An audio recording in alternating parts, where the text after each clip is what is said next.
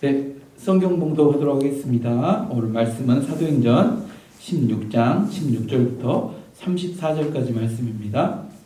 사도행전 16장 16절에서 34절까지 말씀. 오늘은 모두 함께 읽도록 하도록 하겠습니다. 우리가 기도하는 곳에 가다가 점치는 귀신 들린 요정 하나를 만나니 점으로 그 주인들에게 큰 이익을 주는 자라.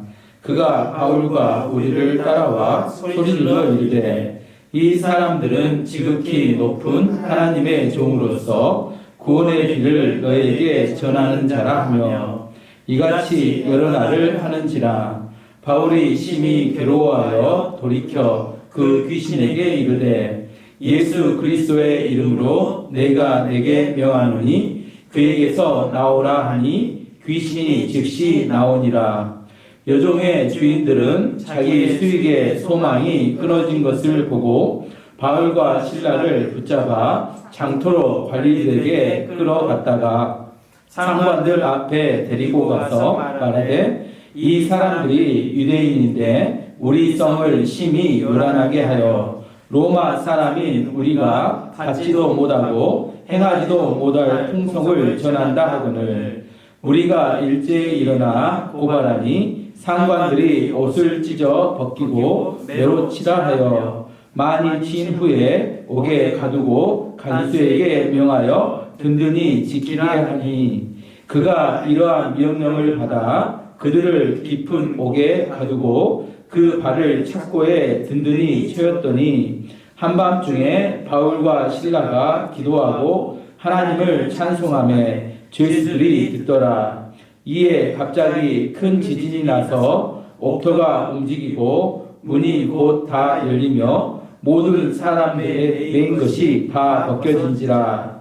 간수가 자다가 깨어 옥문들이 열린 것을 보고 죄수들이 도망한 줄 생각하고 칼을 빼어 자결하려 하거늘 바울이 크게 소리질러 이르되 내 몸을 상하지 말라. 우리가 다 여기 있노라 하니 간수가 등불을 달라고 하며 뛰어 들어가 무서워 떨며 바울과 실라 앞에 엎드리고 그들을 데리고 나가 이르되 선생들이여 내가 어떻게 하여야 구원을 받으리까 하늘 이르되 주 예수를 믿으라. 그리하면 너와 내 집이 구원을 받으리라 하고 주의 말씀을 그 사람과 그 집에 있는 모든 사람에게 전하더라. 그 밤 그 시각에 간수가 그들을 데려다가 그 맞은 자리를 씻어주고 자기와 그 온 가족이 다 세례를 받은 후 그들을 데리고 자기 집에 올라가서 음식을 차려주고 그와 온 집이 하나님을 믿음으로 크게 기뻐하니라. 아멘. 온라인으로 예배드리게 되어서 이렇게 죄송한 마음과 또한 우리 안의 건강을 위해서 또 함께 하나님께 집중하는 예배가 되기를 간절히 바랍니다. 사람들이 살면서 힘들어하는 것이 고난입니다. 경제적인 고난, 그다음에 질병의 고난, 사람들을 잃는 그런 고난 등등이 우리를 힘들게 합니다. 이 고난도 아무리 고난이 힘들다 하더라도 예측 가능한 고난이라면 그래도 견뎌낼 만합니다. 언제까지 고난이 끝난다 그것을 알게 된다면 그것도 그 시간까지 견디기만 하면 이겨낼 수 있습니다. 대표적인 예가 군대입니다. 우리가 잘 아는 이야기로 어떤 일이 있어도 국방부 시계는 돌아간다. 이게 예측 가능한 고난을 의미합니다. 끝이 있다는 겁니다. 하지만 진짜 힘든 것은 예측이 불가능한 고난입니다. 이 불확실성을 말하는 겁니다. 언제 끝날 줄 모르기 때문입니다. 이 코로나 바이러스 이렇게 질병 사태가 1월 20일에 첫 확진자가 나온 이후 벌써 2달이 넘었습니다. 한 달 정도 지나면 끝나려니 저도 그렇게 생각했습니다. 하지만 지금 미국과 유럽에 더 많은 바이러스 감염자가 발생하고 전 세계적인 공포가 되고 있습니다. 가장 힘든 것은 불확실성입니다. 앞으로 얼마나 많은 사람이 죽어야 될지, 얼마나 오랫동안 이런 질병의 공포가 우리를 엄습에 계속 우리 가운데 머물지, 또한 어떤 분들은 IMF보다 더 큰 경제 위기가 닥칠 거다 이렇게 예측하는 사람들도 있습니다. 우리 이런 불확실성이 우리 가운데 큰 두려움이 되는데 이런 사람이 또 성경에 나오는데 요셉이라는 사람이 나옵니다. 요셉은 어렸을 때 아버지의 사랑을 독차지했던 사람입니다. 그래서 그 대표적인 게 채색 옷을 입고 살았어요. 형들은 다 일하러 갔는데 요셉은 채색 옷을 입고 집에서 이렇게 일하지 않고 아버지 옆에서 사랑을 받았던 아이입니다. 근데 형들의 질투로 17살이 되었을 때 그게 애굽으로 이렇게 팔려가게 됩니다. 그래서 그의 인생은 노예가 되었다가 죄수로 이렇게 감옥에서 지내게 됩니다.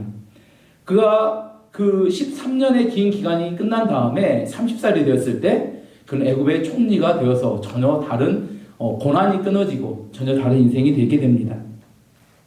13년 동안의 고난 중에 그 고난보다 더 힘들었던 건 뭐냐면 앞으로 이 노예 생활이 언제까지 계속 될 것인가. 어떻게 생각하면 죽을 때까지 계속 노예로 살다 죽는 게 아닌가. 또한 죄수가 되었을 때 나는 평생 죄수로 감옥에 살다가 끝이 나는 게 아닌가. 현재 고난보다 더 어려운 것은 미래에 대한 불확실성입니다. 만약 요셉이 17살 때 형들에게 팔려서 애굽으로 갈 때 하나님께서 13 이렇게 말해 주셨다거나 아니면 30 무슨 의미예요? 13년만 기다리면 바뀐다든지 나이가 30살이 되면 바뀐다든지 둘 중에 하나로 하나님 뭔 사인을 주었다면 시간이 지날 때까지 견딜 수 있었을 것 같은데 전혀 하나님은 말씀해 주지 않았습니다. 언젠가 이것이 끝날 거라는 믿음을 갖기가 매우 어려운 상황이었다는 거예요. 불확실성 속에서 사람들은 쉽게 믿음을 포기하고 꿈을 포기하고 맙니다. 불확실성은 우리에게 불안감을 가져다주고 그 불안감은 나중에 또 무기력하게 우리를 만들어가게 됩니다. 오늘 본문에는 사도 바울과 실라가 2차 선교 여행을 떠나는 그런 이야기입니다. 그들이 드로아라는 터키 서부 이렇게 해안 도시에 갔을 때 그들이 하나님께 기도합니다. 하나님, 어디로 선교를 하러 가야 합니까? 거기서 배를 타고 유럽 쪽으로, 그리스 쪽으로 가야 합니까? 아니면 자기들이 익숙했던 원래 첫 번째 선교했을 때 갔던 터키, 소아시아 쪽으로 가야 합니까? 그들은 간절히 기도했어요. 근데 사람이 원래 어디로 가기를 더 원해요? 익숙한 곳. 소아시아 터키 쪽으로. 왜 그러냐면 거기는 유대인들도 많고 자기들이 전에 가봤던 곳이기 때문에 익숙한 곳으로 가기를 원했지만 성령님께서는 그것을 막으셨습니다. 성령님께서 사도 바울과 신라에게 환상을 하나 보여주셨어요. 마게도니아 사람이 나타나서 그에게 환상에 소리를 냅니다. 말을 합니다. 뭐라고 하냐면 이리로 건너와서 우리를 도와주라. 그렇게 간청을 해요. 그 환상을 보고 바울은 결정합니다. 성령님께서 마게도니아로 자기들을 가기를 원하신다. 그래서 마게도니아로 건너가기로 결정합니다. 그래서 바울과 실라는 배를 타고 마게도니아로 건너갔고 그 마게도니아에서 가장 큰 성이었던 빌립보에 도착하게 됩니다. 성령님께서 이렇게 이 선교팀을 빌립보로 인도하셨기 때문에 그 빌립보에서 그들은 생각하기는 전도를 하면 술술술 전도가 잘 될 거라는 생각을 하기 마련입니다. 우리도 그렇습니다. 어떤 일을 하게 될 때 성령님이 주시는 확신 가운데 우리 안에 그 확신을 가지고 어떤 일을 시작하게 되면 만사형통하고 일이 잘 풀려야 되잖아요. 근데 그렇지 않았다는 겁니다. 그들이 갔던 빌립보는 회당이 없었어요. 이것은 무슨 말이냐면 유대인들이 성인 10명이 모이면 회당을 만들어서 함께 예배를 드리는데 회당이 없다는 이야기는 그곳은 유대인들이 많지 않은 지역이었고 빌립보는 로마 황제의 직할시로 로마의 철학과 문화, 로마의 법률, 로마와 똑같은 분위기와 환경이었어요. 사도 바울이 그 전에 선교했던 지역과는 전혀 다른 분위기였고 많이 어색할 수 있는 그런 곳이었습니다. 그래서 사도 바울과 실라는 그들이 회당을 찾을 수 없었기 때문에 안식일에 기도할 기도의 처소를 찾으러 갔습니다. 오늘 본문 16절에 보면 우리가 기도하는 곳에 가다가 점치는 귀신 들린 여종 하나를 만나니 점으로 그 주인들에게 큰 이익을 주는 자라. 기도하러 가다가 사도 바울이 만난 사람이 누구냐면 귀신 들린 여자 하나를 만납니다. 이 여자는 점을 쳐가지고 그 주인들에게 큰 돈을 벌어주는 그런 무당 같은 그런 여자였어요. 근데 이 귀신 들린 여자가 사도 바울을 보더니 졸졸졸 따라다니면서 계속 큰 소리를 칩니다. 17절 보면 그가 바울과 우리를 따라와 소리질러 이르되 이 사람들은 지극히 높은 하나님의 종으로서 구원의 길을 너희에게 전하는 자라 하며, 바울과 이 일행들을 보면서 그 귀신 들린 여자가 이야기하는 거예요. 이 사람들은 하나님의 종이고 또한 구원의 길을 전하는 자다. 이게 귀신도 아는 귀신의 믿음이다, 이걸 이야기합니다. 귀신이 뭘 알아요? 하나님이 누구신지도 알고, 귀신이 예수님이 누구신지도 알고, 귀신이 우리가 얼마나 믿음이 있는 사람인지도 압니다. 이 귀신은 하지만 그걸 알긴 알지만 뭘 안 해요? 그 말씀을 믿거나 순종하지는 않습니다. 이 귀신의 믿음에 대해서 나온 것이 야고보서 2장 19절 20절에 나오는데, 내가 하나님은 한 분이신 줄을 믿느냐 잘하는도다. 귀신들도 믿고 떠느니라. 아, 허탄한 사람아, 행함이 없는 믿음이 헛것인 줄을 알고자 하느냐. 귀신들도 하나님이 한 분이신 줄 안다, 그렇게 이야기합니다. 하지만 귀신의 믿음으로는 우리가 구원을 받을 수 없어요. 무슨 이야기냐면 우리가 하나님이 누구신지 아는 것으로는 구원을 받을 수 없다는 겁니다. 하나님이 누구신지를 알고 우리가 마음으로 믿어야 합니다. 그리고 순종으로 발걸음을 옮길 때만이 그때 우리 안에 진짜 믿음의 능력이 나타납니다. 귀신도 알긴 알아요, 하나님이 누군지. 하지만 그들은 구원을 받을 수 없습니다. 하여튼 이 여자가 며칠 동안 바울과 신라를 따라다니면서 계속해서 괴롭혔어요. 그러니까 사도 바울이 너무 괴로워서 그 귀신들 여종을 향해서 예수의 이름으로 명합니다. 귀신아, 떠나가라. 그랬더니 그 귀신이 그 여자에게서 떠나갔어요. 근데 귀신이 떠나갔는데 이제 큰 문제가 생겼습니다. 무슨 문제가 생겼냐면 그 귀신 들린 여자는 귀신에 의해서 점을 쳐가지고 그 주인들에게 큰 돈을 벌어주는 사람이었는데 귀신이 떠나니까 뭐가 안 돼요? 점을 못 쳐요. 그러니까 주인들이 돈을 벌 길이 떨어지니까 돈을 벌지 못하니까 이게 열받았습니다. 그래서 이렇게 바울과 신라를 이 관원들에게 고소를 해요. 이 사람들은 풍속을 문란하게 하는 그런 사람들이다, 그렇게 고소를 합니다. 근데 관원들은 자세하게 사도 바울과 신라에 대해서 알아보지 않고 바로 데려다가 옷을 벗기고 매로 심하게 때린 다음에 감옥에 가둬버립니다. 왜 이렇게 바울과 신라는 제대로 된 조사도 받지 못하고 억울한 일을 당했을까요? 그 이유는 이방인이었기 때문입니다.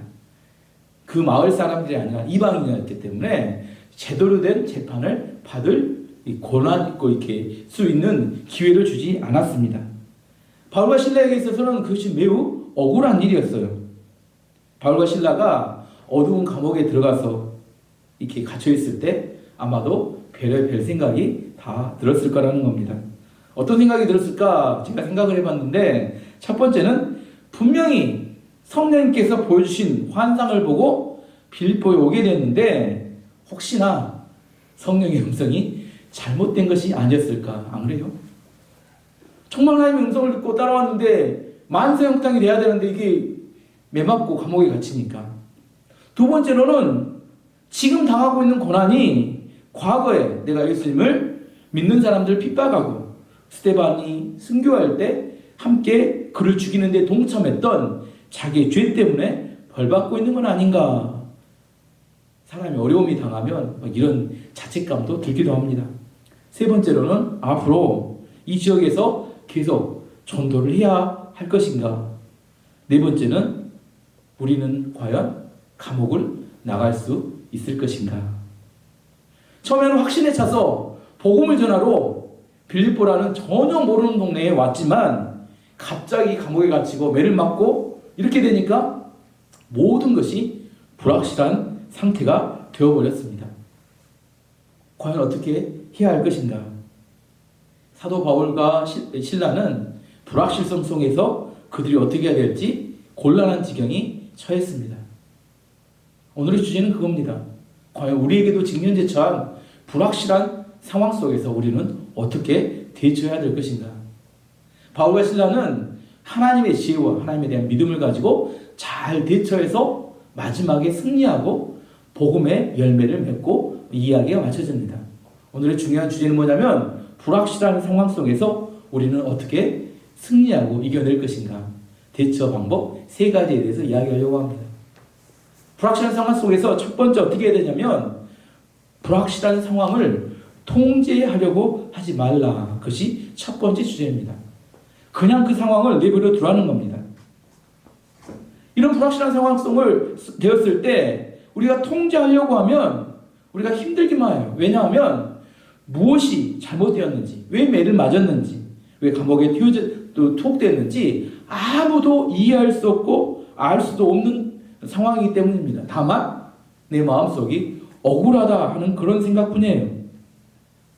차라리 이렇게 내가 그 상황을 이해하지 못하고 이해할 수 없는 상황이 계속될 때는 중요한 게 그 상황을 그대로 내버려 두는 것이 더 낫습니다. 우리 그 사자성어 중에 우생마사라는 단어가 있어요. 무슨 말이냐면 큰 홍수가 터졌을 때 말과 소가 물살에 떠내려갑니다. 근데 물살에 떠내려간 중에 소는 살고 우생, 마사, 말은 죽는다. 왜 말은 죽을까요? 말은 소보다 힘이 좋고 잘 뛰어다니기 때문에 그 물살을 이겨보려고 몸부림을 쳐요. 그래서 탈진이 돼가지고 결국은 죽습니다. 근데 소는 그러지 못해요. 물살에 떠내려가는데 그냥 떠내려가요. 쭉 떠내려다 보니까 물이 점점 줄어들고 육지가 나타나서 그냥 딱 멈춰 섰는데 그냥 산 거예요. 이해가 되시죠? 우생마사는 불확실한 상황이 됐을 때 그걸 이겨보려고 내가 통제도 못하면서 그걸 통제해보려고 몸부림을 치다가 스트레스 받고 힘이 다 빠져서 결국은 죽게 될지 모른다는 그런 이야기입니다. 우리가 살다 보면 통제할 수 없고 알 수도 없고 미래의 예측이 불가능한 상황에 처했을 때 그것을 내 힘으로 통제하려고 하지 말아야 한다는 겁니다. 오히려 그것을 통제하려고 할 때 우리의 힘이 다 빠져버리고 에너지가 소진돼서 정작 나중에 기회가 왔을 때조차도 일어서지 못하기 때문입니다. 외부의 상황이 전혀 알 수 없는 상황이 되어서 막연한 두려움 속에서 우리 안에 발버둥 치지 말고 그럴 때일수록 우리는 우리 자신의 내면을 들여다보고 우리 자신을 준비할 시간이라는 겁니다. 이 시대에 많은 사람들이 불확실한 시대 가운데 정보하면서 수많은 정보를 쫓아다니는데 많은 사람들이 역정보에 의해서 쓰러지는 경우들이 많이 있습니다. 바울과 실라가 감옥에 갇혀서 너무너무 억울하기 때문에 외부의 어떤 사람들에게 자기 억울함을 알리기 위해서 몸부림을 치지 않았습니다. 바울과 실라가 힘 있는 사람들에게 뇌물을 주면서 그 문제를 해결하려 하지 않았습니다. 그럼 바울과 실라는 감옥에서 무엇을 했습니까? 그것이 24절, 25절에 나오는데 오늘 핵심 구절인데 그가 이러한 명령을 받아 그들을 깊은 옥에 가두고 그 발을 착고에 든든히 쉬었더니 한밤중에 바울과 실라가 기도하고 하나님을 찬송하며 죄수들이 듣더라. 바울과 실라가 감옥에 갇혀서 했던 일이 뭐예요? 기도와 찬송을 했습니다. 그들이 처한 문제에 집중한 게 아니라 살아계신 하나님께 그들은 집중하기 시작했어요. 그들은 상황을 통제할 수 없었습니다. 그들이 통제할 수 있었던 건 뭐냐면 그들의 마음이었어요. 근데 우리가 큰 스트레스가 되는 상황과 불확실한 상황 속에 처하게 되면 우리의 마음은 두려움과 공포, 불안, 무기력함, 죄책감 이런 것들에 빠져서 우리의 마음을 통제하는 것도 쉽지 않습니다. 어떤 사람이 자기의 마음을 통제할 수 있느냐? 우리 인생보다 더 큰 하나님을 의지하고 신뢰하는 사람. 우리의 힘은 1밖에 안 돼요. 하지만 우리 인생은 10 정도 되는 큰 이렇게 위기가 옵니다. 그러면 10을 통제할 수 있는 방법은 1로는 안 돼요. 10보다 더 큰 존재, 100 이상, 하나님은 무한대이시기 때문에 하나님을 의지할 때만이 우리의 마음을 통제하고 우리의 마음을 우리가 원하는 평안과 안식으로 인도할 수 있습니다. 그래서 사도 바울과 신라는 기도하고 찬송했어요. 데살로니가서 5장 16절 18절 보면 항상 기뻐하라. 쉬지 말고 기도하라. 범사에 감사하라. 이것이 그리스도 예수 안에서 너를 향하신 하나님의 뜻이니라. 하나님이 우리를 향한 뜻은 어떤 상황에도 불구하고 기뻐하고 기도하고 감사하는 겁니다. 근데 이게 쉬울까요? 매우 어렵습니다. 특별히 불확실한 상황, 미래를 예측하기 어려운 상황, 그런 상황 속에서 내 안에 두려움이 아니라 믿음을 가지고 하나님을 의지하고 하나님을 따라가는 것은 매우 어렵습니다. 멜린 캐로더스라는 목사님이 계신데 원래는 불량배 출신인데 군대에 갔다가 탈영을 했어요. 그래서 감옥에 갇혔는데 감옥에서 예수님을 만납니다. 그리고 그가 예수님을 만나고 인생이 바뀌어요. 그래서 그가 나중에 나와서 썼던 책이 감옥 생활에서 찬송 생활로라는 책을 썼는데 그 책 내용 중에 나온 이야기입니다. 어떤 이렇게 아버지가 계시는데 아버지가 알코올 중독이에요. 알코올 중독은 사실 쉽게 고쳐지지 않는 병입니다. 몇 년 동안 술을 안 먹다가도 하루아침에 술 먹고 알코올 중독이 다시 원래로 돌아갑니다. 그리고 알코올 중독은 그 한 개인만 문제가 아니라 온 가족의 삶을 다 파괴시키는 그런 질병이에요. 폭력으로 가족을 두드러 패고 가산을 다 탕진해서 온 가족이 함께 파괴하는 그런 질병입니다. 어머니와 그 아들 부부가 그 아버지를 회복시키기 위해서 발버둥을 쳤습니다. 아무리 노력하고 애써도 기도하고 열심히 했어도 아버지가 변화가 되지 않는 겁니다. 그래서 그 가족들이 결정했습니다. 이제 앞으로는 아버지를 변화시키지 말고 있는 그대로 아버지를 받아줍시다. 아버지 이것이 뭡니까? 이렇게 윽박지르지 않고 있는 상황을 다 감사하기로 결정했습니다. 술을 마시고 오면 어떻게 생각하냐면 오늘은 주정을 부리지 않아서 참 감사하다. 어렵습니다. 이렇게 하기가. 아버지가 어느 날 길거리에 쓰러져 있어요. 술 먹고. 그랬더니 아들이 엉뚱한 곳에 찾기 어려운 곳에 쓰러지지 않고 대로변에 쓰러져서 찾기가 참 쉬워서 감사하다. 이렇게 매일 감사의 제목을 찾았다는 겁니다. 이런 가족들이 계속해서 감사하고 아버지를 그대로 받아줬더니 아버지가 감명을 받더래요. 어느 날 아버지가 찾아와서 이런 말을 하더랍니다. 내가 텔레비전을 봤는데 중독에 걸린 사람도 예수님을 믿으면 변화가 된다는데 맞냐? 이렇게 물어보더래요. 무슨 말이에요? 이 아버지는 이미 내가 지금 변화될 준비가 다 됐으니까 나를 좀 어떻게 교회에 전도 좀 해줄 수 없겠니? 이런 의미였습니다. 온 가족은 감격했고 그 아버지에게 복음을 전했고 교회에 그분을 모셔갔고 드디어 아버지가 변화가 되었다는 겁니다. 감사는 우리 삶의 모든 것들을 변화시키는 능력입니다. 우리가 삶을 살 때 힘든 이유가 뭐냐면 내가 무엇을 변화시키려고 몸부림을 치기 때문에 우리가 힘들어요. 변화는 우리가 시키는 게 아니라 누가 시켜요? 하나님께서 시키는 겁니다.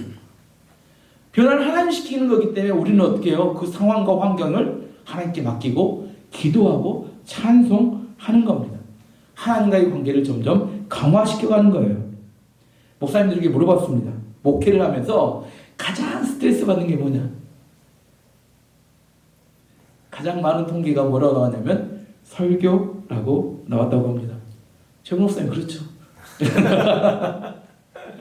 왜 목사님에게 설교가 가장 큰 스트레스가 될까요? 예. 왜 목사님들에게 설교가 스트레스가 돼요? 너무 잘하려고 하니까. 내가 하나님께 설교를 준비했으면 그 설교를 하나님께 맡기고 힘을 빼고 설교를 하면 되는데 하나님 나에게 전달해준 메시지를 있는 그대로 전달하면 되는데 저도 오늘 촬영하니까 몸이 힘들어가지고 모르는데 쉽지 않습니다. 하나님이 은혜를 주셔야 놀라운 변화가 나타나는데 내가 변화시키려고 노력하니까 이게 힘들어져요. 하나님이 내가 설교를 잘못해도 그날 은혜를 주시면 그 사람이 변화될 수 있습니다.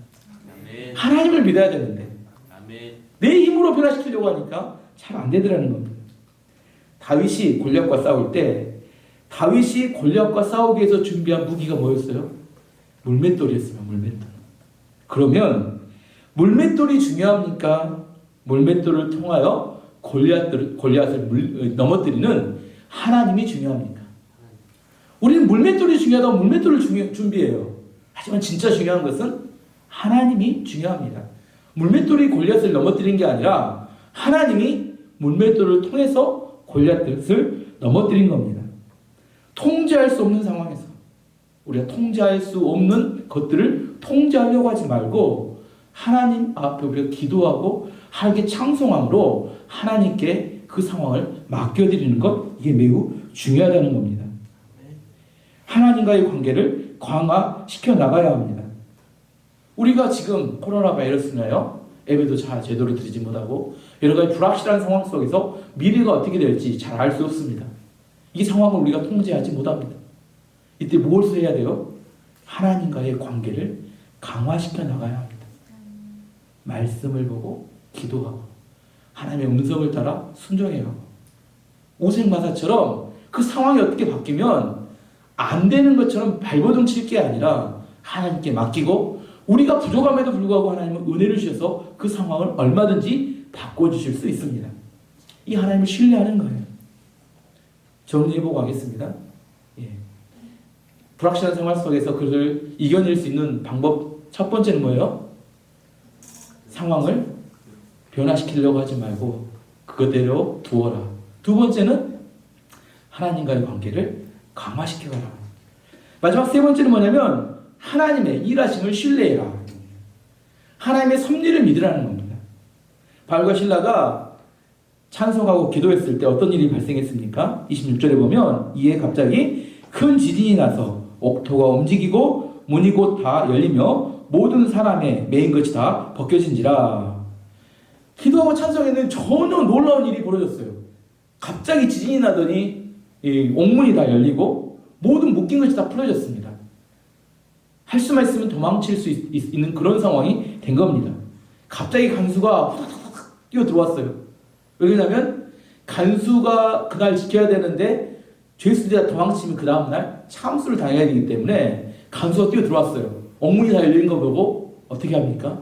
자결하려고 죽으려고 했어요. 그때 바울과 실라가 안에서 큰 소리를 지릅니다. 28절 보면 바울이 크게 소리질러 이르되 내 몸을 상하게 하지 말라. 우리가 다 여기 있노라 하니 바울과 실라는 도망치지 않았습니다. 간수는 너무 놀랐어요. 왜? 바울과 실라가 도망치지 않았을까? 그리고 간수가 바울과 실라 앞에 엎드려 뭐라고 하냐면 내가 어떻게 해야 구원을 받을 수 있습니까?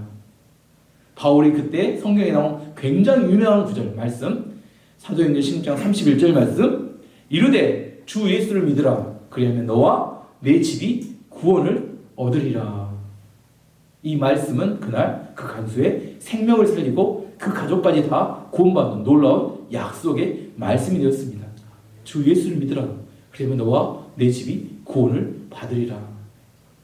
근데 여기서 정말 궁금한 것이 저도 궁금했는데 바울과 실라는 왜 도망치지 않았을까요? 왜 도망치지 않았을까요? 만약에 도망쳤다면 어떤 일이 발생했냐면 그 감옥을 도망친 다음에는 빌립보를 떠나야 합니다. 바울과 실라는 빌립보에 왜 왔어요? 복음을 전해서 교회를 하기 위해서 왔는데 교회 개척은커녕 생명이 살리기 위해서 도망쳐야 되는 도망자로 전락하고 말게 됩니다. 죄를 지었든지 안 지었든지 그 중요한 게 아니라 이미 감옥을 타러 간 탈옥수가 되어버리는 겁니다. 바울과 실라는 도망치지 않았어요. 왜 도망치지 않았느냐? 진짜 이유는 하나님이 일하고 있다는 사실을 믿었기 때문입니다. 하나님을 신뢰했어요. 하나님의 섭리를 믿었습니다. 하나님께서 지금 자신들을 감옥에 놓아두고 하나님의 능력이 없어서 구원하지 못한 게 아니라 하나님께서 지금 자기들을 성령을 통해서 빌립보에 오게 하시고 어려운 상황 속에 감옥에 갇히게 한 이유는 특별히 하나님께서 일하고 있다는 사실을 믿었기 때문입니다. 바울과 실라가 감옥에 있을 때 그가 도망가지 않음을 통하여 간수가 그날 간수와 간수의 가족들이 예수님을 믿고 빌립보 교회의 개척의 최초의 개척 멤버가 됩니다. 이게 하나님이 하시는 일입니다. 우리 때로 고난과 어려움이 다가오면 하나님이 실수하셨거나 나를 잊어버리셨거나 이렇게 생각할 수 있습니다. 하지만 그렇지 않습니다. 하나님은 다 기억하고 계십니다. 하나님 일하고 계세요. 지금 현재 우리가 볼 때 지금 상황이 어려워 보이는 거고 실패처럼 보이지만 하나님은 우리를 위해서 지금도 여전히 일하고 계시고 그 일한 걸 통하여 마침내 하나님의 목적을 성취하시고 부흥과 하나님의 계획을 이루어 가신다는 겁니다. 하나님을 믿어야 됩니다. 하나님의 일하심을 신뢰해야 돼요. 그럴 때 기적이 나타나고 놀라운 변화가 나타납니다. 사도 바울은 불확실한 상황 속에서 하나님을 정말로 신뢰하고 믿었습니다. 그렇기 때문에 그는 빌립보의 교회를 개척했고 놀라운 승리할 수 있는 그런 역사가 나타날 수 있었던 겁니다. 일반적으로 사람들에게 감옥은 절망의 자리이고 실패의 자리였지만 사도 바울에게 하나님의 섭리를 믿는 사도 바울에게는 감옥은 구원의 자리였고 기적의 자리였고 부흥의 자리였습니다. 그리고 그 자리에서 새로운 교회가 개척될 수 있었습니다. 요셉이 처음에 이야기했던 것처럼 그는 하나님께서 언제 자기의 어려운 상황을 구원해 줄지 알 수 없었습니다. 만약에 그 요셉이 하나님 언제 구원해 줄지 이렇게 몰랐음에도 불구하고 그가 하나님을 굳건하게 믿고 있었기 때문에 그는 실수하지 않았습니다. 만약 그가 불확실한 상황 속에서 믿음이 흔들렸다면 보디발의 아내가 그를 유혹했을 때 그는 그 보디발의 아내의 유혹에 넘어지고 말았을 거라는 겁니다. 지금 현재 우리에게 불확실한 상황 속에서 우리가 무엇을 믿고 따를 것인가? 세상에 계속된 뉴스와 거기에 이야기에 휘말리게 되면 끊임없는 두려움과 무기력 속에서 우리는 넘어지고 말게 될 겁니다. 어떻게 불확실한 상황을 승리의 상황으로 바꿀 수 있을 것인가? 오늘 본문의 이야기는 세 가지 이야기할 수 있습니다. 첫 번째, 알 수 없는 상황을 통제하려고 하지 마라. 두 번째, 하나님과의 관계를 강화시켜가라. 세 번째, 하나님의 일하신 하나님의 섭리를 굳건히 신뢰하고 믿어라. 이것을 통하여 여러분도 지금의 불확실한 상황을 승리하는 하나님의 백성이 되시기를 축원합니다. 아멘. 다 같이 함께 기도하겠습니다. 아버지 하나님 감사합니다. 오늘 또 주님의 은혜와 주님의 일하심을 믿는 믿음의 공동체가 되기 원합니다. 온라인으로 집에서 예배를 드리지만 이 예배 가운데 성령이 함께 하시며 우리 가운데 일하심 역사실 하나님 믿고 의지하며 나아갑니다. 주님, 예배드리는 모든 성도들에게 은혜를 베풀어 주시기 원하며 주께서 이 예배를 통하여 불확실한 상황 속에서 두려움과 무기력증에 빠져있는 지체들에게 오늘 새로운 힘을 공급하여 주시기 원하며 하나님의 말씀을 통하여 새 힘을 통하여 모든 어려움과 난관을 극복하고 승리하는 하나님의 교회가 되기를 원합니다. 아멘. 하나님 우리에게 믿음을 주시기 원하며 하나님께서 이 일을 통하여 새로운 역사를 일으키실 것을 신뢰하고 따라가는 믿음의 공동체가 되기 원합니다. 아멘. 더욱 주님을 의지하기 원하며 더욱 말씀과 기도로 이 어려운 시기를 잘 극복해내는 믿음의 교회가 될수록 축복하여 주옵소서. 아멘. 감사드리며 예수 그리스도로 기도하였습니다. 아멘.